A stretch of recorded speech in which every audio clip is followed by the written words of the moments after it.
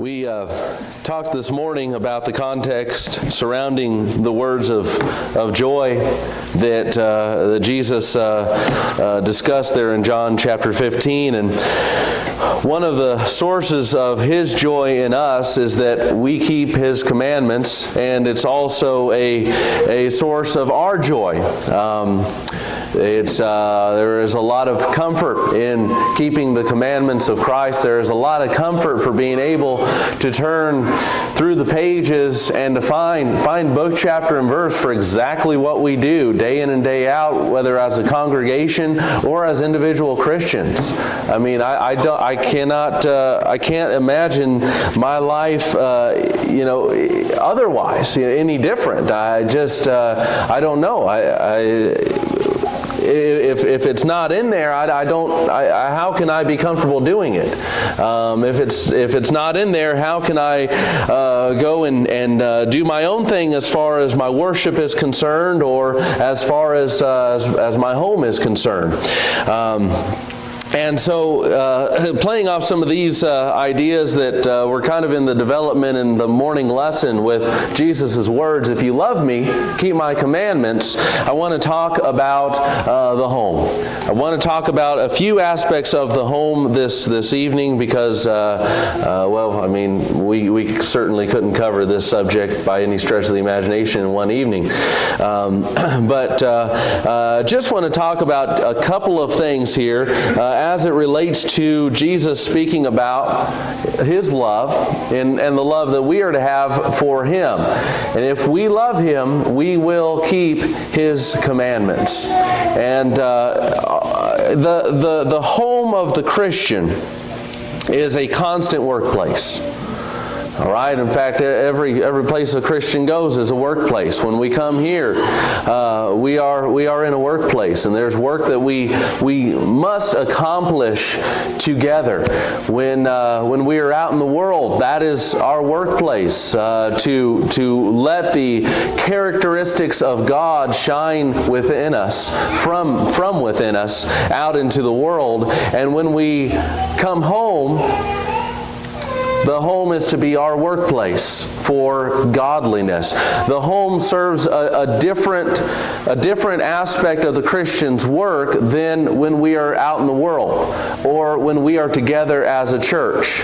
Okay, so nothing is the same, and so each is entirely different, and the work to be done is entirely different.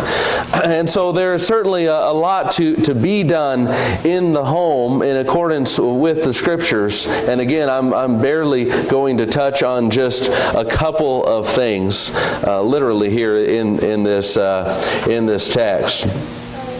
Now, certainly, when we think of home, we think that love must conquer in the home. Love must be foremost, must be the predominant characteristic of the Christian's home. Now, we can define love as emotional chemistry. Does the home have it? Usually so. Okay? Usually so. There is a chemistry within a home. Another definition of love might be this idea of a free spirit of emotion that has no limitations, nor is it controlled really by any rules. Now, this I don't believe to be so. The first one I think is so. Is the first one necessary for salvation? No. Is the second one even true? Well, I don't think it is true, because I find in the Scriptures that our love is governed by the rules of God, and our love is 100% limited to and regulated by what the Scriptures command out of us. So I do not think that is an accurate definition of love, and I don't think the first is an accurate definition of the biblical, the scriptural love, the love that has been commanded out of all of us, whether in the church, out in the world, or in the home, because the fact is, sometimes there will not be that chemistry, even in the home. Sometimes there will not be that chemistry out in the world and with our neighbors or in the church or what have you. That should not matter as far as how we fulfill the commandments of God. Okay, so if that's true, then this would not be a definition of the word love as far as what is commanded out of us in the Scriptures. But I want us to turn over to Romans chapter 13 for a moment.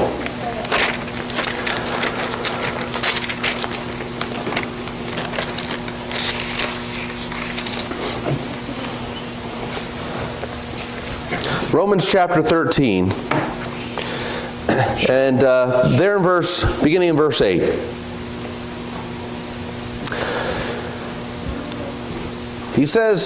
Paul says to the church at Rome, "Owe no one anything except to love one another.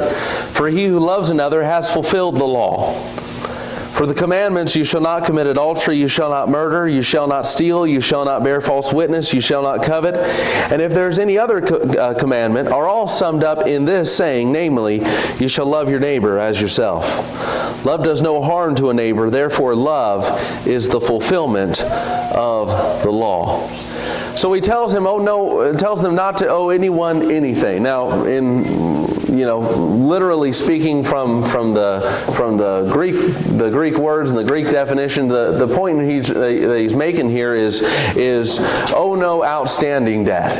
Do not put yourself in a position where you owe and place yourself in a debt in which you already know that there's a high possibility or that there's an absolute possibility that you're not going to be able to pay it back.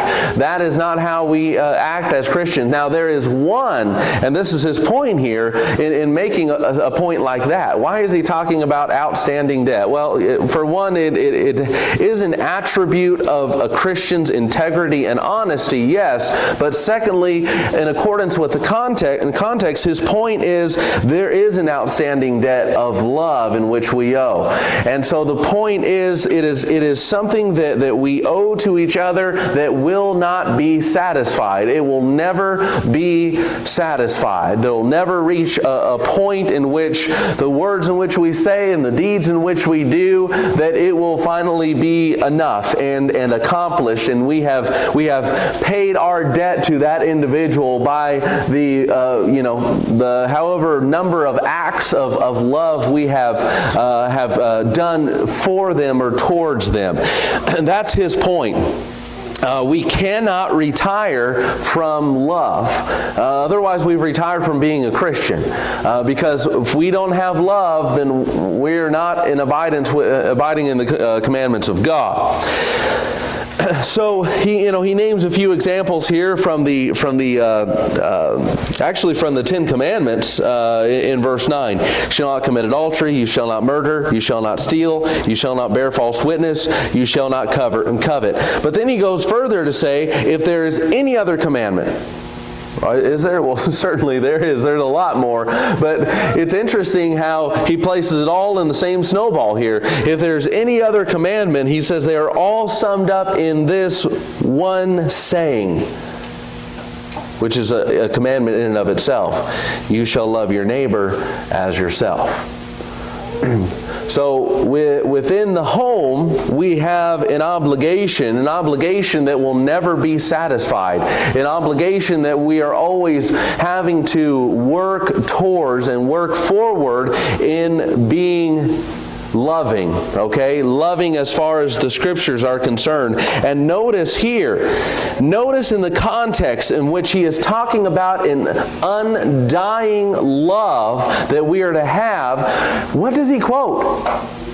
He quotes Scripture. He quotes commandment in Scripture. He quotes some of the 10 Commandments. This is how Paul is describing love to the Romans by quoting from the 10 Commandments. And the idea is, if you do these things, then you are loving your neighbor. If you're not stealing from him, if you're not murdering him, if you're not being covetous towards him, if you're not going to stand on the other side and bear false witness against him, Am I saying that right? Or I got my knots mixed up. The point is, love in verse 10 does no harm to a neighbor. Love does no harm to a neighbor. And so we must be very careful in the words in which we use and the actions in which we do, that we do no harm, whether it be in the church, whether it be in the home, or whether it be out in the world. A Christian is to be harmless. And that is what is needed out of love. We do not do harm to people in the world.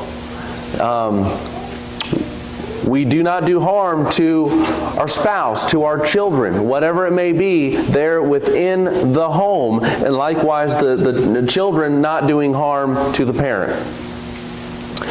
And so, thinking about how Paul is talking about love here in Romans 13, defining love by a quotation of the Ten Commandments, this tells me that love is the comprehension of God's law. Love is the comprehension of His law, as well as the application. Not just comprehending it, not just comprehending what I need to do in my life in order to be a loving person in accordance with God's idea of what that is, what that means, what that love is. That I must comprehend first God's law and then apply it to my life. And then I'll never have any problem with love. I will never have any problem with love if I have comprehended the law and made application in my life, put it to use in my life. And so I think that is a solid and biblical way of talking or defining or describing what love is in the Bible and the love that can be found in the Bible. I want to turn over for a moment to 1 Corinthians chapter 13. And let's see how this plays out when looking at another text.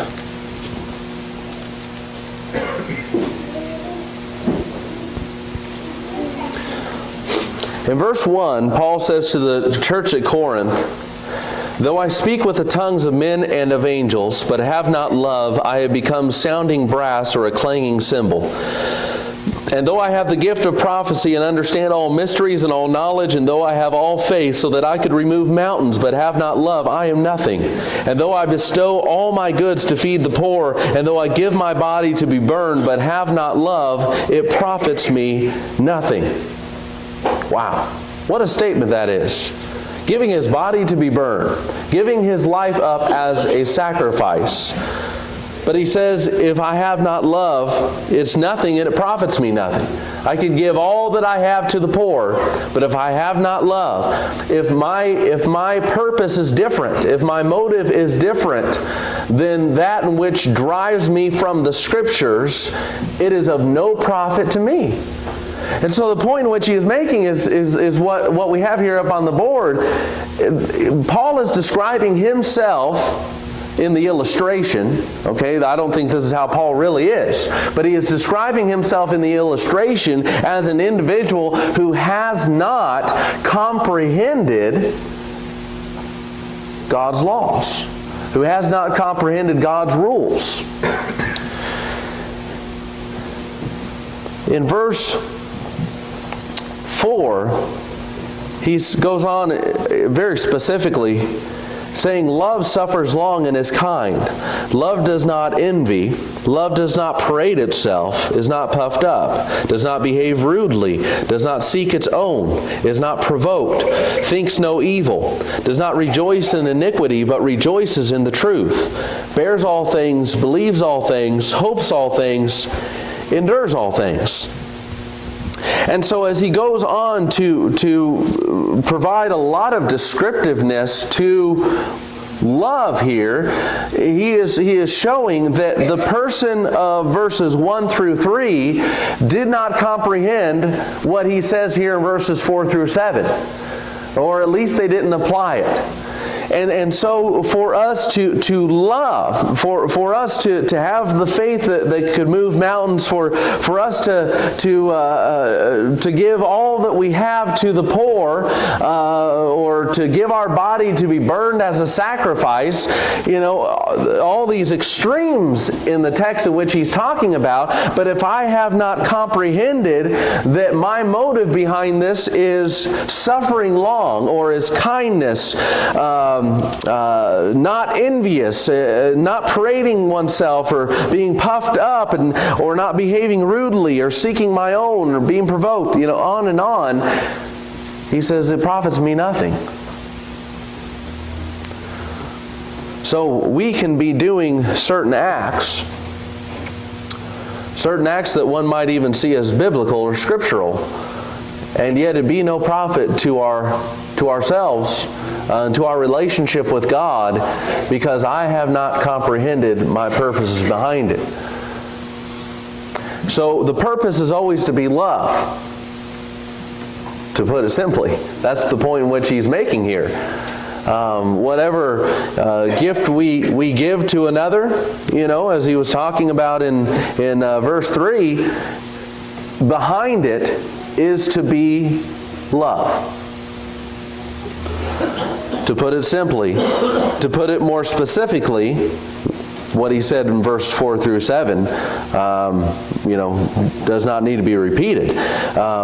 That specifically is my purpose and my motive by which I'm going to do all things, by which I will carry out every deed, by which when we come together, when we're out in the world, when we are out and about with the people who have yet to have a relationship with God, don't know the gospel of Jesus Christ.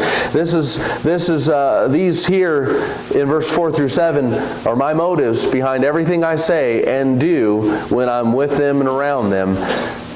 And then as far as the direct application of the lesson to the home. And a lot of this must be taught first in the home. The church as a whole, as an assembly, can help a lot with this, can help a lot with the teaching of these things. But day in and day out of instruction in these things and solid examples of these things listed here is what we need to be working towards in our everyday life. For the sake of our relationship with God, and for the sake of our homes, and for the sake of this church, and for the sake of the lost souls out there who have yet to be saved, this is the work. This is the sweat and the effort that we must put in and day out to comprehend and to apply what is being said here in this text, verses 4 through 7. I've got to comprehend it, and I've got to put it to use in my life. Otherwise, all things that I do will profit me nothing. So, what I want to do is just take a look at the first two things that he says here. I could certainly briefly talk about everything that he lists in this text, but I don't want to do that tonight. I just want to focus a little bit more closely at the first two. So in verse 4, he says, "Love suffers long and is kind." Now, there is a lot more that he says here in the text that will be very beneficial to the home, to the world, to the church. But these two here that he mentions first are very interesting. And they're very significant. And you notice that after he speaks of these two in the positive, he goes immediately to the negative. Love does not envy. Love does not parade itself, is not puffed up, does not behave rudely, does not seek his own, is not provoked, thinks no evil, does not rejoice in iniquity, but rejoices in the truth. And so you have there at the end of verse 6, you have the next kind of positive description of love there, but everything else is set in the negative. But before all of this, we have the two in the beginning, what love is. And then he goes on to what love is not. But in the beginning, he says love is suffering long, and love is kind. So I want to consider these things. Let's talk about a home that suffers long. Now, most of the English translations are going to use the word patient there, okay? Save maybe the King James, New King James, or something similar to that. Most of the 20th century English translations have the word patience. And I looked at a great many of them to see if I found any more that said something a little different, and I did not find that. So I found patience. So, patience in the home. Now the Greek word used here, macrothumio, if I'm saying that properly, is a compound of two Greek words, macro, meaning long, and thumio, meaning passion. Long passioned. Okay? The idea is it's going to take a longer period of time than what the world would deem necessary for an individual to unleash the fires of passion. The idea is temperament, and so a long passioned individual is a temperate individual, and so patience has a whole lot to do with self-control. An individual who is patient has all of the things running through their heads as the individual of the world who immediately fires into passion, immediately fires into anger, immediately fires into action. Okay? They're the same as far as what goes through the mind. The difference is self-control, and that produces this quality of patience. Okay? Well, we will all have that running through our mind of a quick action, but it's the long-suffering individual here, the long-passioned individual, that is going to be able to say no. It's going to be able to restrain themselves. And a lot as far as the home is concerned revolves around patience. And a lot of problems that can be caused in the home are the result of a lack of patience, a lack of this long passion. Okay, when quick action is taken, or when a quick word is spouted out, or a quick sentence is spouted out, it causes a whole lot of unnecessary problems and unscriptural problems.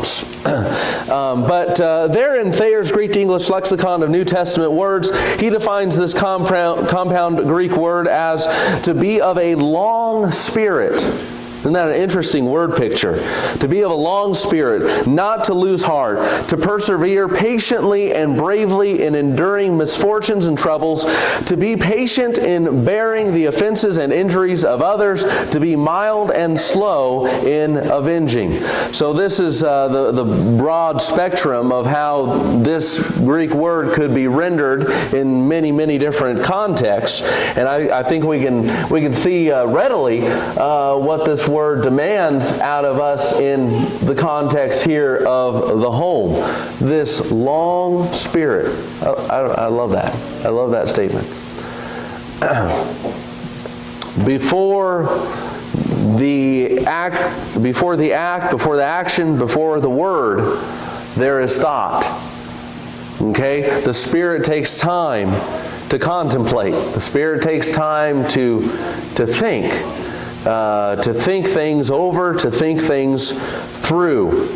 And certainly I think if I would ask the question, do we all run into a problem with this? I would imagine we'd all raise our hands.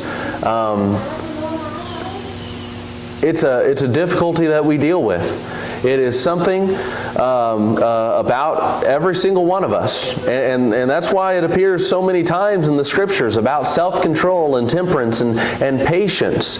It is something, and Satan knows that it's in us. And Satan knows that it's on our mind. And it's such an easy temptation. It's such an easy temptation for Satan to throw out at us. It doesn't cost Satan a lot of time, a lot of effort, and a lot of money, on his part, to get us to sin in these ways. All he needs is a little kindling. All he needs is a little kindling.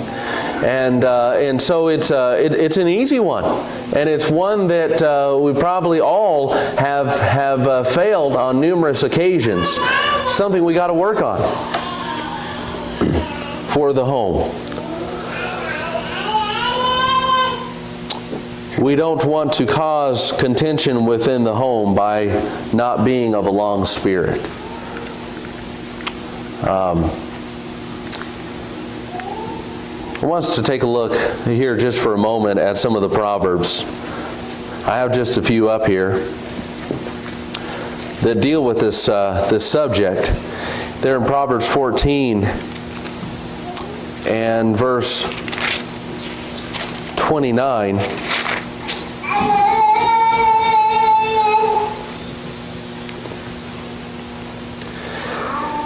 The proverb writer says here in Proverbs 14:29, "He who is slow to wrath has great understanding, but he who is impulsive exalts folly." All right?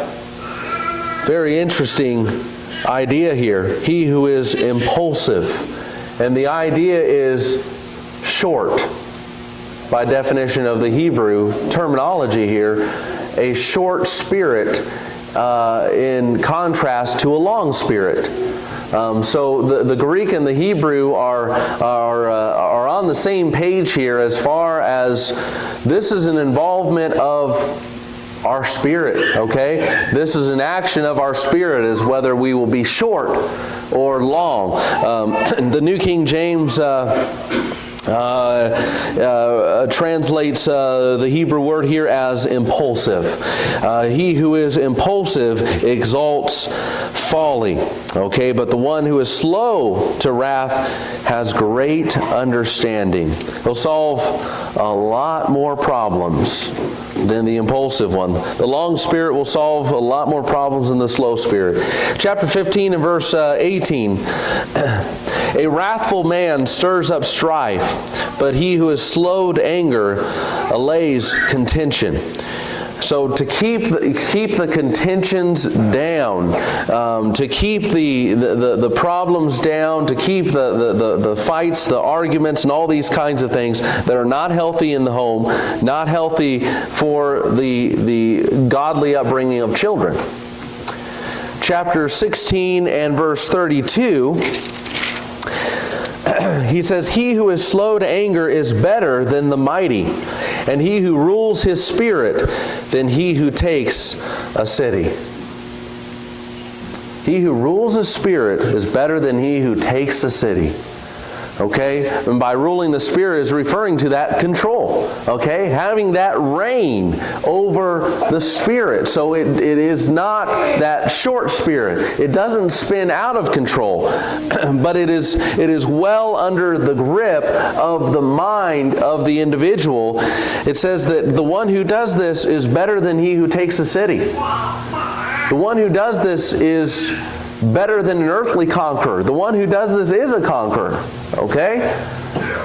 Did not James say that in his epistle that the tongue is an unruly evil? Didn't James go on to describe how powerful the tongue is? What a force it was? How difficult it was to restrain the tongue? If we're able to rule our spirit, then we are a conqueror. We have won a victory that the majority of the world has not won. He who rules his spirit is better than he who takes a city. In chapter 21 and verse 9,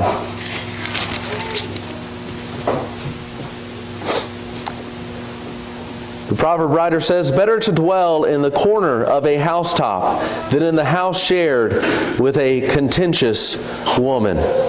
You know, contention has everything to do with not suffering long. Now, contention can arise from other things, sure, but it seems like primarily it has to do with the fact that things were not taken in proper consideration. Enough time was not taken, and the short spirit within us jumped. Okay, and acted on impulse, and the contention was caused. A great contention can be caused by one word. Okay, maybe a look. I don't know. Possibly.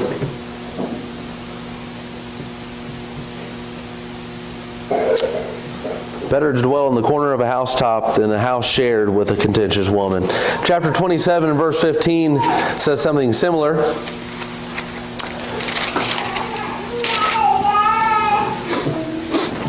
A continual dripping on a very rainy day and a contentious woman are alike. The aspect of love in the home God demands out of us that we are not bitter, okay? Irritable, these kinds of things. Paul talks about this in Ephesians chapter 5. You know, husbands, love your wives. Do not be bitter towards them. Okay? You know, the word bitter there refers to the idea of don't make them angry. Do not irritate them. That's the concept of that Greek word that Paul uses in the Ephesian letter. Do not irritate them. Do not allow something to start up because of you. You know, harness yourself. Control yourself. And you know, the contentions in the home have a lot to do with whether we're going to have a long spirit or a short spirit. Let's move on to the last one I wanted to talk to you about, kind. Let's talk about a home that is kind. The Greek word used in 1 Corinthians 13 that says love is kind, there in 13 verse 4, is this particular Greek word that, according to Thayer, means to show oneself mild or use kindness. And Strong's adds in to show oneself useful. Okay, so a mildness. A mildness. Now, I think this plays a very big connection to the long spirit, okay? The one who suffers long. So to be mild, I mean, let's think about, you know, what that means for us, what that means for ourselves. What do we think of when we think of mild? And then what do we think of when we hear the word useful?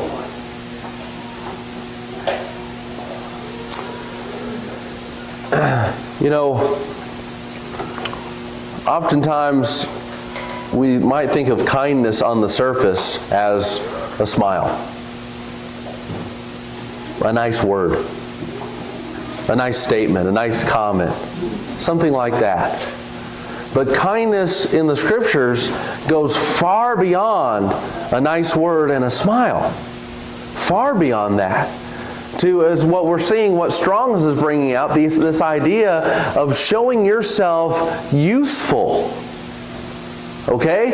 This is, I think, probably the greatest acts of kindness that we can show and we are to show in the home, or in the church, or everything that we're talking about spans across every level of our life. But let's think about this for just a little bit. This word "kind" is derived from and akin to. There's kind of a grouping of these Greek words that share the same roots, and they're very, very close words, close together. Chrysis, if I'm pronouncing that accurately, is simply the Greek word for use. Okay, very simple word. Just as the word "use" is a very simple word. Okay, this is very close to. Let me pop back up here. What we find here in this Greek word that Paul uses, that is translated "kind" in 1 Corinthians 13, verse 4. And so you have this word. It means use. You also have, there's another word, kind of a cousin, okay, a brother to these other words, and Christologia, I think, something like that. It means fair speaking, smooth and plausible address. Once again, the long spirit, okay? The long spirit. Now, you're either the greatest person on earth who can snap back with a smooth and plausible address in any given situation, or you're like me and I've got to sit there, and I don't know how I look to some of you sometimes when I'm staring into space, but that's what I've got to do. If I'm going to, try to fulfill a commandment like this, that's what's going to be necessary out of me. I cannot snap back being smooth and plausible in my address. And so this is the idea of this word, very close in proximity to the word that Paul used for kind in 1 Corinthians 13, 4. Here's another one, Krestos. Okay, this word means useful, fit for use, manageable, mild, pleasant, as opposed to harsh, hard, bitter, employed. Okay, we already saw the word bitter there in Ephesians 5. Husbands, love your wives, do not be bitter towards them. But this is the word for employment, actually. I know I have the word employed down here. That's just a mix of some of the Greek dictionaries, but like Strong's, for example, that is his first definition of this word is employed. Okay, employment. This is so closely connected to this idea of kind, and so what we're reading here is that kindness in the Scriptures is not just a smile, is not just a nice look, is not just a kind word or two, or a sentence, or a kind address, or greeting, or anything like that. There is something in which we employ ourselves to others. When we employ ourselves, like in reference to the home, we are each employed in some fashion and function or another within the home. We have an employment by which we are to make ourselves useful, not to ourselves, but useful towards the rest. That is kindness. When we have employed ourselves to be useful to, whether it be our spouse, whether it be our children, or whether we teach our children to be useful to the parents, that's kindness.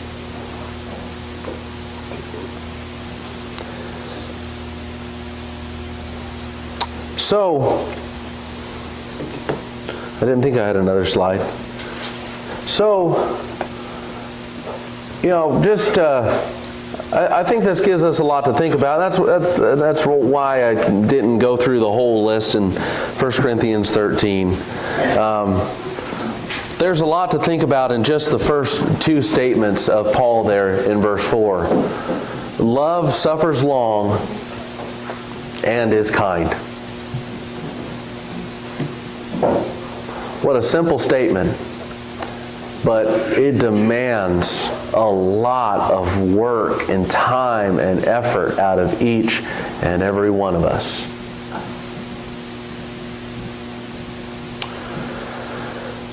So, if we love the Lord, our God,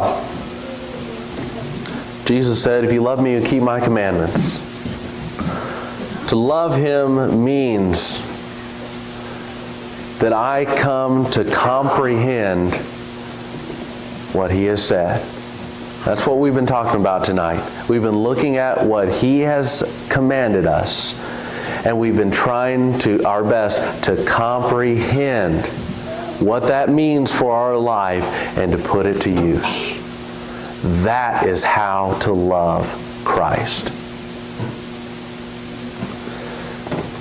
If there's anyone here who needs to help the prayers of the congregation or to come forward for salvation, then please let it be known tonight. Come forward. We're all together. We stand and sing.